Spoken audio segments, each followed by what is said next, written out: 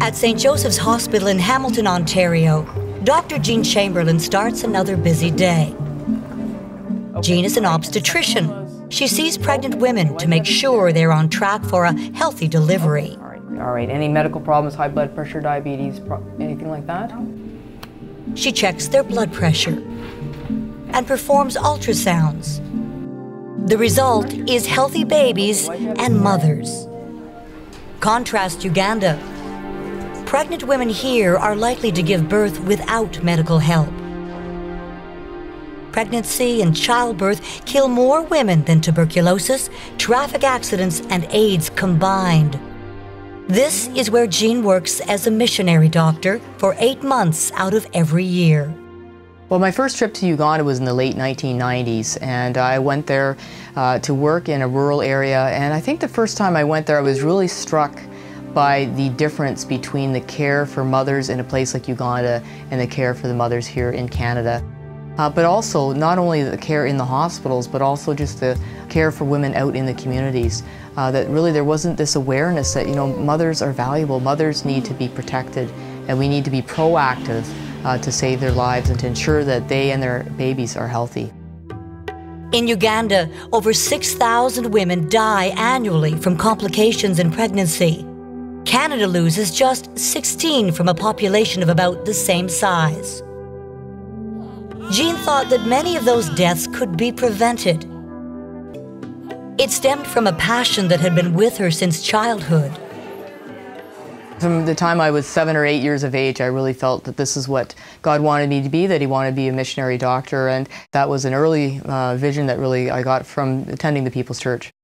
I think the other thing that really influenced me was also the missionaries that came into our home during the Global Outreach Conference, and I think that always challenged me that that's what I want to be one day when I grow up. That challenge led Jean to train as a doctor and then go to Uganda with her husband and 3 children. Here, she diagnosed the cause of the problem. Again, there's hospitals in Uganda, but the issue is that women don't get to the care that they need in time. And it all really comes down to how women are valued. I've seen and heard many times of situations of mothers who simply died in their hut at home. And it was because nobody realized that, hey, gee, this woman's bleeding, she's having a complication, she needs to get to the health facility. And I think that's really why we started the Save the Mothers program, is to raise the awareness in the community that mothers are worth saving. And in the 21st century, we should be able to save almost all of those mothers. We are based at the Uganda Christian University, and we offer a Masters of Public Health Leadership program. So these students, who are really working professionals, come and study at the university, and the idea is that what they're learning in the class they then implement, whether they're working in Parliament, whether they're working in the media, whether they're working in the church, whether they're working in a school. And it's just been exciting to see how teachers are starting safe motherhood programs, drama clubs, music in their schools, parliamentarians bringing new legislation for safe motherhood, ensuring that more money is being spent for safe motherhood, people in the media writing about safe motherhood, all of these things that come together to really change the way people look at mothers and their babies in Uganda.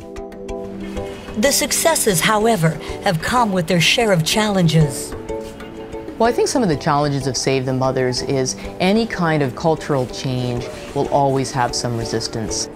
Certainly there's ups and downs times, there's times where you're very discouraged and you sort of think, what am I doing here? But it's in those times that you really draw back on those early days, I guess, really, when I felt that this was what God was calling me to do and this is where I needed to be. You really need to have that inner strength that this is what God has called me to do, and in His time, He's going to bring about the change that's needed. And so Jean works to bring about that change. Today, it's at St. Joseph's Hospital in Hamilton, Ontario. Tomorrow, it may be in a rural Ugandan village. She's working to save the mothers.